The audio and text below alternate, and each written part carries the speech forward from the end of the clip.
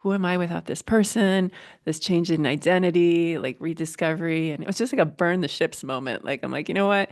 I hate my job. I'm sick of that too. I'm gonna do this dream that I've been wanting to do for a while. Financial independence, freedom, financial picture, independent financially, financial future, financial freedom and wealth, financial independence. Get your fill, financial independence and long life. Hey, welcome to another episode of Get Your Fill, Financial Independence and Long Life. And as we're achieving our long life, if we're women, sometimes we have these biological changes that take place that, are not always comfortable. They actually often, we can talk about this later, but lead to more success, being more assertive, right? But anyway, we're going to talk a little bit about aging and all the fun that goes along with it if you're a woman today. So if you're a man, you can listen.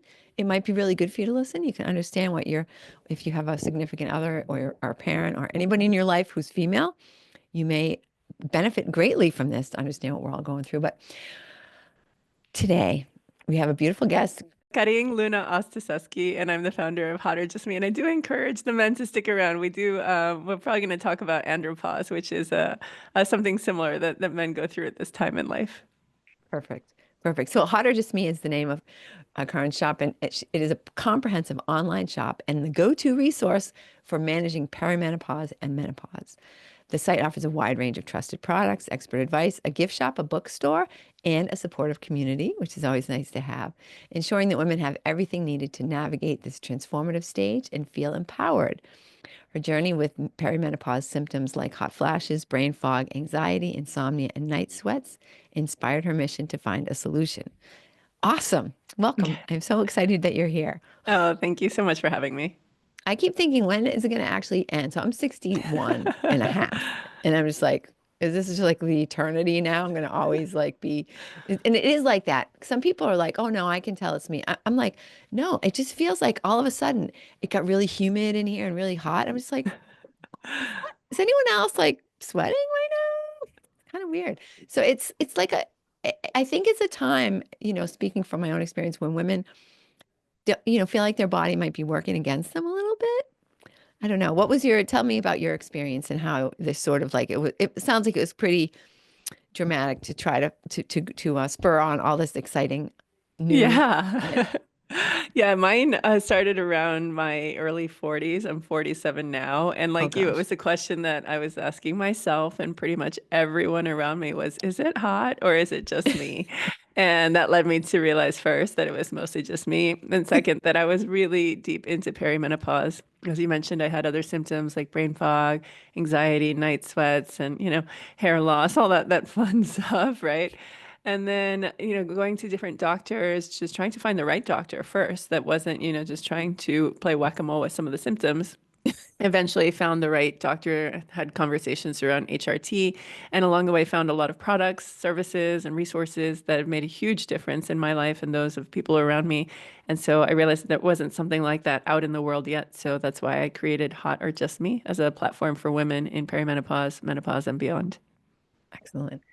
Excuse me. So let's talk a little bit about HRT, hormone replacement therapy, because I've heard different things about it as far as its safety, its efficacy. I mean, have you gone that route? What have your experiences been? So I like to preface that I'm not a doctor or a medical professional. You should always consult your doctor before any changes in your health programs. And I also like to send people to a book that's also on our website called The New Menopause.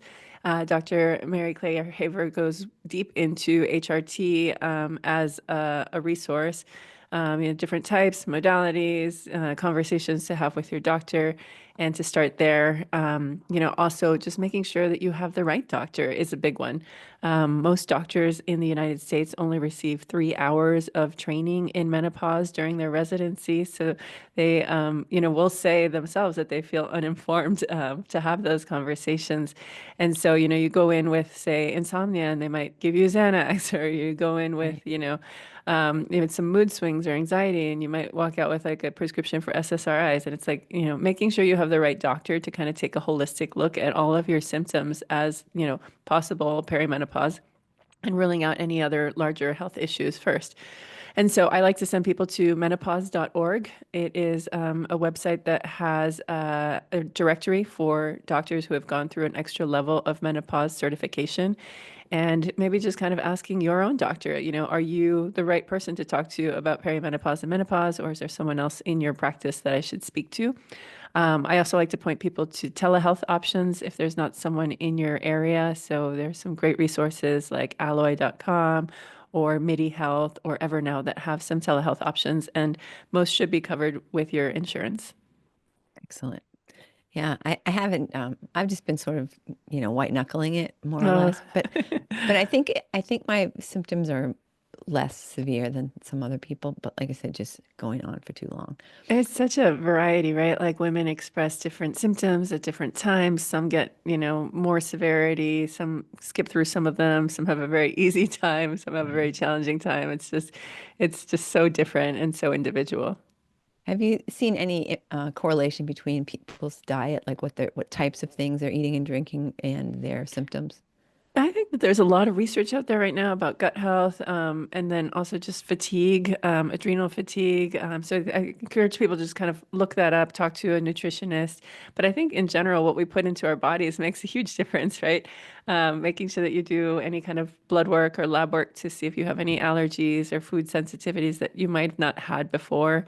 And then just being, realistic about, what you put into your body, making sure it's not overly processed, whole foods. And it's funny being someone that worked in the alcohol industry for 10 years, telling people to drink. Now I'm at the point in life where I'm telling people maybe don't drink so much, or, maybe if you do have a glass of wine or a drink, maybe earlier in the day versus late at night, so you don't get these like insomnia episodes from your liver, processing the alcohol. And caffeine's another big one too, right? Like, caffeine can trigger some more anxiety or, trigger you having problems sleeping. So if you can cut out your afternoon caffeine and maybe switch it to an herbal tea or decaf just to have the ritual. But yeah, maybe just limiting your caffeine to the morning or, dare I say, not at all. What kind of changes did you make, if any, in your own life that have Oh been helpful? gosh. Yeah, I mean, so many, and a lot of the tips and resources are on the website, but this is also just collecting information from, hundreds of other women as well, and then just other medical professionals and healthcare professionals. I would say the biggest ones for me were sleep. I always tell people that sleep is kind of like it saves you from so many other things. So if you have a bad night of sleep, you think about it and you wake up and you're kind of groggy and moody and you're irritable, and then you make bad food decisions and you might skip the gym so you don't get that endorphin rush. And then, you get to work and you've got like brain fog and concentration issues amplified. And then it's time to be with your partner and you're just not in the mood because you're exhausted. So this like domino effect happens. And if you kind of put it in reverse and go back in your time machine and say, if I had a good night's sleep, all of this could be avoided mostly, right? Yeah. So I've learned to prioritize sleep above all else. And so my room, I've learned to sleep on the side of the bed that has the air vent on it, right? And then, have the air vent kind of, I set the thermostat so that it kicks in around like midnight, 1 in the morning is when it kind of drops to like the coldest, about like Yeah. 60 degrees, and then kind of warms up as the morning goes on. So that my whole house isn't a freezer for freezing my children and my poor husband. And then, similar things to, we mentioned about like diet and food in terms of, cutting out caffeine and, stimulants and alcohol, but also, what are you sleeping on, right? So we have a collection of cooling sheets or temperature regulating pillowcases on the site. Eye mask. We have a cooling eye mask as well. I also recommend, making sure what you're wearing on your body is, comfortable. So is it like cotton? Is it breathable? I have a variety of sleepwear on the site as well, but I like the one that has kind of the racer back style on the back, so I get as much skin exposure on the sheets. And then, your bedroom as well. I blackout curtains, an eye mask to drown out any light that's seeping in. And if you have a partner that snores, maybe consider some earplugs to really optimize for a good night of sleep. Yeah. And it's hard sometimes because you are waking up in the middle of the night being uncomfortably warm. And then Oh, you're yeah. like, okay. I mean, I managed usually to fall back to sleep, but I definitely don't sleep as much as I used to, which I guess is normal as you get older. But Yeah, yeah. I mean, always remember thinking like, oh, my mom, like I shouldn't call her this late, but she's up, and then, she wakes up early as well. So it's just like yeah, less sleep. And then, I always wondered why they eat such early suppers as yeah. well, or early dinners as you Been get up older. since 4 a.m. But So now I'm doing that too. Yeah. So it's just kind of funny that as I've gotten older, just realizing like I don't need as much sleep, but I need good quality sleep for sure. yeah. But I think pretty soon, hopefully, I can start napping. I think like that'll be I wish. I'm so jealous. I've never been somebody that can me nap. I've either. tried. I'll listen to like these yoga nidra meditations or, like just calm meditations, and it just doesn't work for me. Yeah. I think what I want to talk a little bit about the hormonal changes that happen that affect our personality during that time. Can you just kind of go into that a little bit, what you've found in your own life and then what, you found from the folks that you work with? Yeah, I think, mental health is so important and prioritizing self-care above all, right? Making sure that you're taking care of your own needs. We're at, a stage in life where we're taking care of our children and our aging parents and, running businesses or, working jobs, and we're very stretched thin. So, making sure that we have our wells as full as we can. And then, anxiety is another trigger that kind of kicks in around this time, affecting our mental health. I personally had issues that I never had before. I was on an airplane and found myself having like a heart palpitation. And I thought, what is this? Am I having a heart attack? Oh gosh. And, just like, realized in hindsight that I was dehydrated, I was exhausted. I was watching a show that was like very intense and stimulating, and I hadn't slept well the night before. So I realized like, oh my gosh, I've just put myself into like a panic attack. Mm. And, it's just kind of learning that there are triggers for me now. Like if there's too much stimulus, to just be able to stop and take a step back and express that. Like say it, I'm feeling frustrated. I'm feeling anxious. I'm feeling overwhelmed. And say it to yourself or to a partner so that it's real and it's out in the world. And so, just finding that calm when you can, maybe if it's taking yourself out of that situation, staring at a blank white wall, deep breathing, box breathing, whatever tools you need to kind of get you back into a good mental state.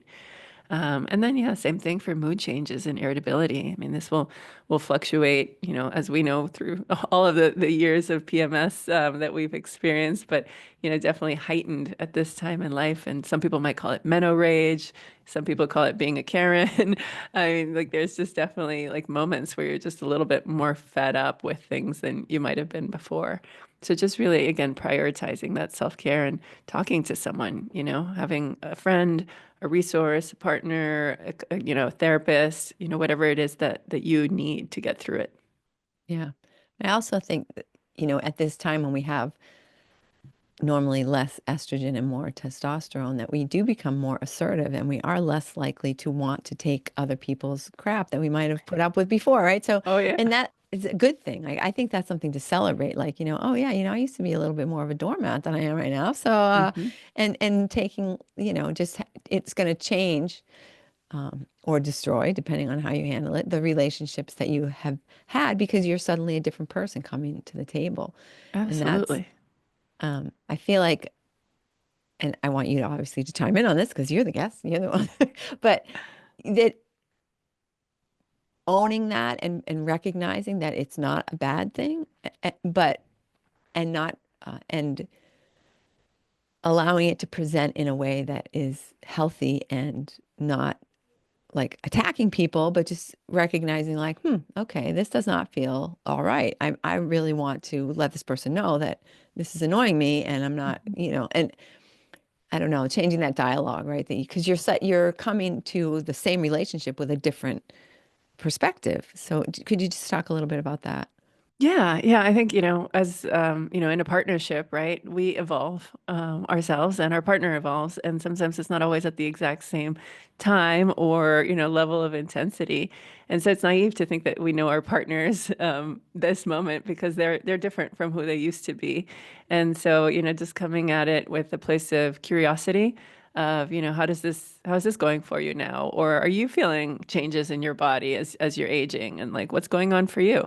Because, your partner might be going through, changes in their hormones, and is there insecurities can meet yours and they can be friends, right? And then just also, being at a place of, how you approach a conversation. Are you ready for some feedback? Or may I give you some feedback that might help this relationship? Or, can I talk to you about something that's been bothering me? And using those I statements, that we all know about, but making it not be a criticism.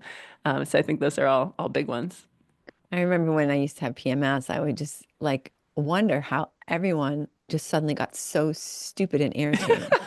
I'm just like, what is wrong with everybody right Oh now? my And then I God. realized, oh, oops, this is PMS, right? It's The me, people yeah. didn't actually change. For me, it's like an apology to her. Like, I was like a grumpy bitch. And then a couple days later, like, oh, okay, who did I piss off? And just like, I'm so sorry. I wasn't in my right, headspace. I just got my period. Yeah. And when in your dialogue with your partner and your kids, right? And your whole family, it sounds like you've got some good tools, right? Like what you're saying is like don't say this when you're angry, but later on, when you've had a chance to reflect, go back and say, I just want to tell you about something that I experienced in a sort of negative way. Yeah. What Yeah. And can we like do you about see this? that conversation in your head too, right? Like picture it. Like, how do I want this conversation to go? And what do I want out of it, right? Like, do I want, an ally? And do I want, someone to just hear me? Do I Yeah. want advice? Do I want support? Like, what do I need? And then, frame up the conversation. Like, is this a good time to talk about, whatever the topic is? I'm Yeah. in a hormone household, I call it right now. I've got kids that are approaching puberty. And so there's crying for no reason. And so I'm like, oh, I know what that's like. Like we could talk about that. I've got, a decline in testosterone with andropause on the other side and the things that we can talk about that are similar, mood changes and the, weight gain or, not so much as gain, but like what's happening, what used to work for us is not working anymore. Yeah. Our changes in metabolism, hair loss, forgetfulness, and, irritability, and then just like low libido and all of the things that kind of happen in that stage in life for us as we age. But then on the flip side, how do we have these conversations with our teens about the changes that are happening in their bodies that are so similar, right? Like, the emotional changes and the biological changes and the mental changes. And so how can we find common ground with sympathy and empathy and say, hey, I get it. I know what it's like. I've been there. You're not alone. And these are the same things I feel like I'm looking in the mirror going, oh my God, my body, my mind, what's happening to me? Like nobody Everything's gets it. sagging. Why do I Yeah, have what so is much more this skin than I thing? used to have? Yeah, yeah. And so it's just so funny. Like if we just like take a step back, it's all just way more common and universal than we realize. Yeah. Yeah. I think I don't want to say common, but I don't think it's not terribly unusual for a woman at your stage of life to suddenly become interested in entrepreneurship. Were you already an entrepreneur before you started this business? Yeah, so this is my second time around, and actually, I call it my third act in life. So I'm 47. I spent my first 17 years as a professional, as a graphic designer, and staring at a computer screen all day long, designing things with the intention that other people would stare at their screens. And there got to this point where I was just so disenchanted with it. I was just miserable. I hated going to work, and I guess not coincidentally, it was around the same time that I was going through a really bad divorce. Mm. And I, was just in this moment of like, who am I without this person? This change in identity, like rediscovery. And it was just like a burn the ships moment. Like, I'm like, you know what? I hate my job. I'm sick of that too. I'm gonna do this dream that I've been wanting to do for a while. And, it's a lot of like identity issues around that time too, of like my career, my network, all like salary, all of these like important things. And just realized like, okay, well, I can't not do this anymore. I'm miserable. And so I finally said, I'm going to do it. So I saved up money for a couple of years, worked a second job, and started a Scotch whiskey brand. And it's Scotch because I was having joy in these moments with people over a glass of whiskey, just taking time in real life and having a connection. And I realized that the industry was also just a very older white male industry, and that it was time for a change, right? So here I am, like a Latina woman that said, I'm going to make a Scotch, but I'm living in California, don't know anybody in the industry, and was just like pummeled with rejection time and time again to get this business off the ground. And eventually had some doors opened for me by two women who were taking over their father's Scotch importing business, who has become amazing friends. I call them family. And I launched Sia. So it's a Scotch whiskey that was award winning and grew through the years. I'm really proud that I set up a grant program through the process to help fund small businesses that were started by women and minorities, and gave $350,000 away through the years in the form of grants as well as mentorship for these small business owners. And then it was eventually acquired by the largest spirits company in the world.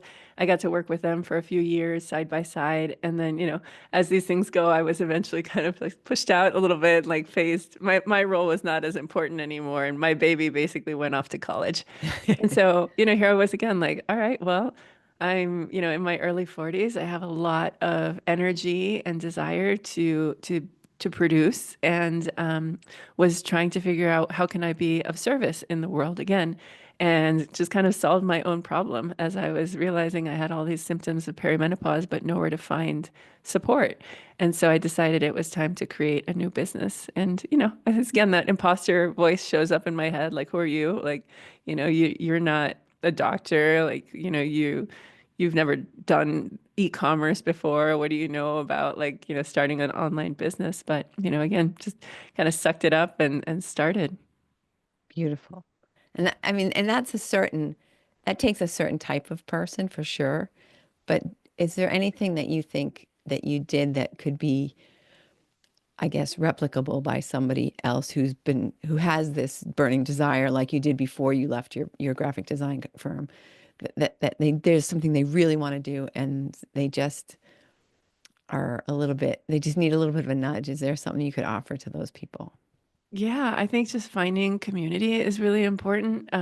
Women are natural community makers, and we find each other and help leverage support. In my Scotch business, I was a founding member of a group called the Women's Cocktail Collective, and we became 35 women that helped support each other, and through collaboration, not competition. We would create recipes with all of our drinks. We would take over event spaces during conferences and put all of our brands in one, and just finding power and unity. And we were all just, only women owned, not like husband and wife teams or anything like that. Cool. And so it was fun to just like know that, hey, there's an open space of honesty and collaboration. And almost within weeks of starting this new business of Hot or Just Me, I was invited to be part of a menopause resource group that was another, again, like 100 businesses around this space, practitioners and brands that have kind of come together and say, hey, how can we all work together? So I think just finding what that niche is in your industry and finding other entrepreneurs. I'm also part of a group called intro.co, which is a network of mentors. And so you can just basically rent a mentor for a few hours and literally like pick their brain about something. And, there's quite a few of mentors in various spaces and industries. And then I would say now that I didn't have this before, but I lean on AI quite a bit. You can even set up like, a business canvas template on AI and say like, ask me questions and let's fill this out. And so I think just basically fast tracking an idea to see if it's worth pursuing. And there's just so many apps and resources and landing pages to just kind of test an idea before you put in all the time and energy to see if it's worthwhile. Yeah, and that's a super point in this bigger pie theory, right? That we don't have to we're not competing for the same little tiny slice. We can make a bigger pie that we can all have a very satisfying meal, right? By working together and just making everything better for everyone. And that's a super point because I think there is a tendency maybe when you're an entrepreneur and you've got a little bit of scarcity mindset going because maybe you don't know where your next meal is coming from right this week, Yeah. right? And also like just How long can I go on just savings here, right? yeah, So, yeah. And it goes quickly as soon as you start that business. It's like there's not much coming in at first, and that's right. really scary.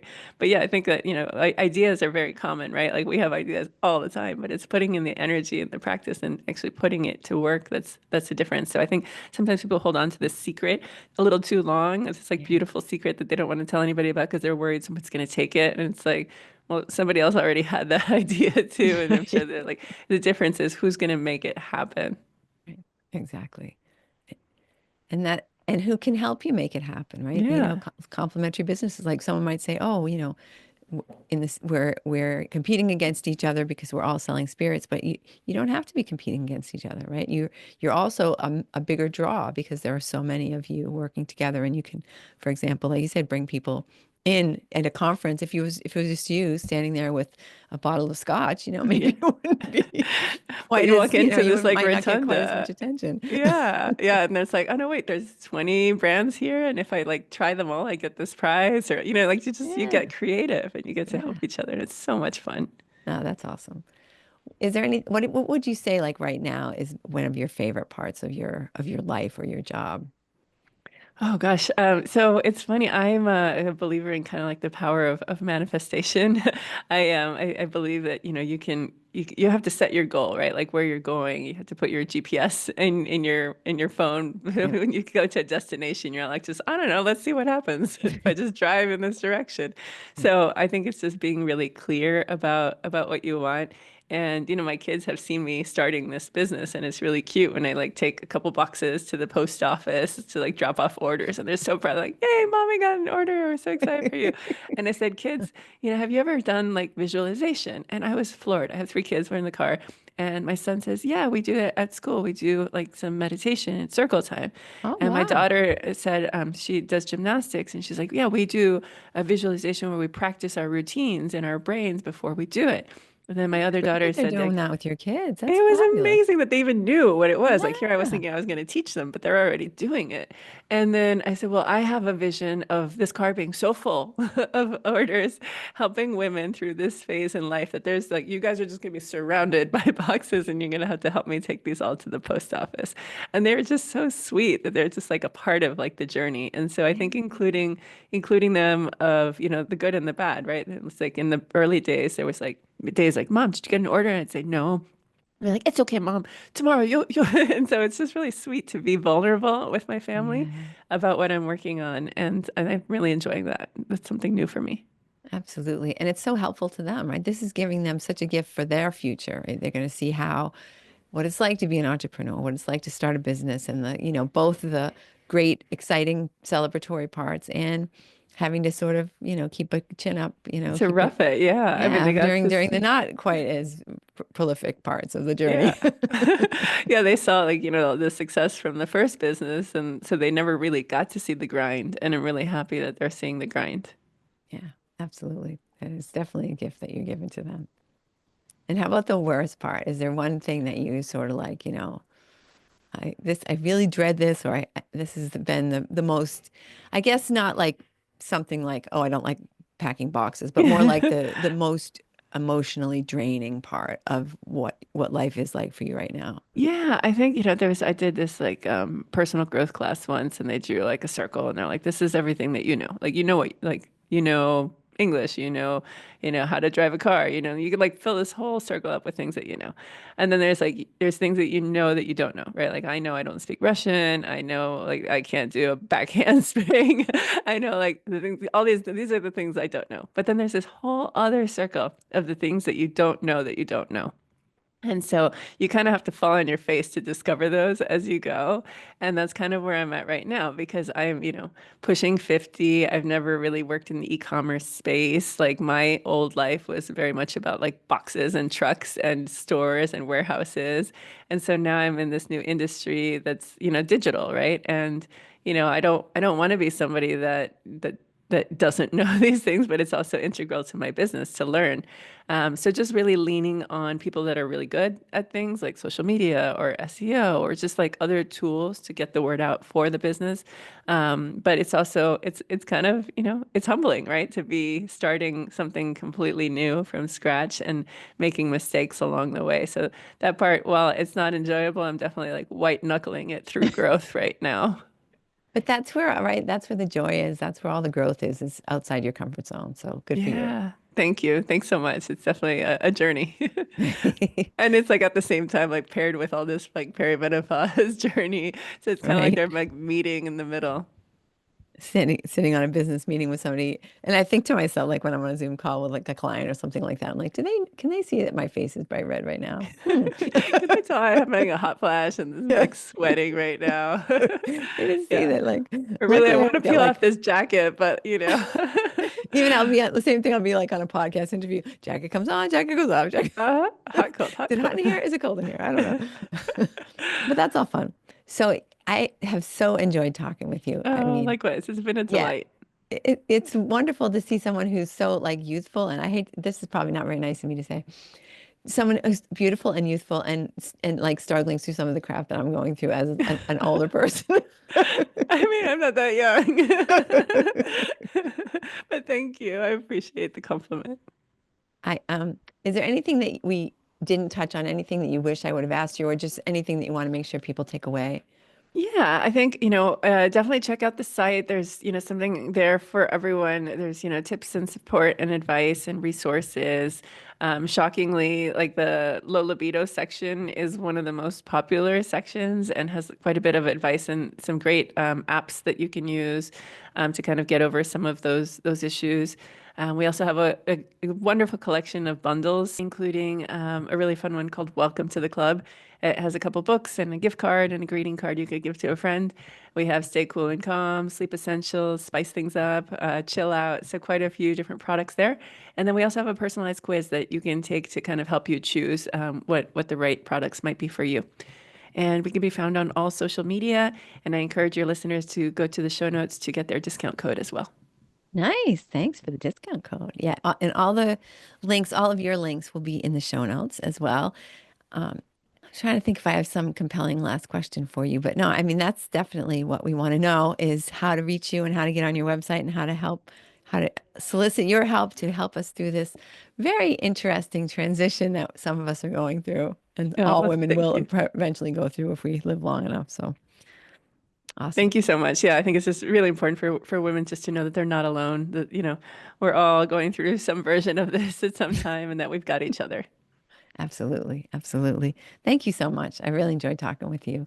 Likewise. So thank you for being with me. And thank you, listener, for listening. I bet if you sit down and think about it, you could probably come up with a pretty long list, but at least 5 people who you know who are or will soon be dealing with this menopause issue. And if you forward this to them, I will thank you. Karin will thank you. And they will thank you, whoever you forward it to.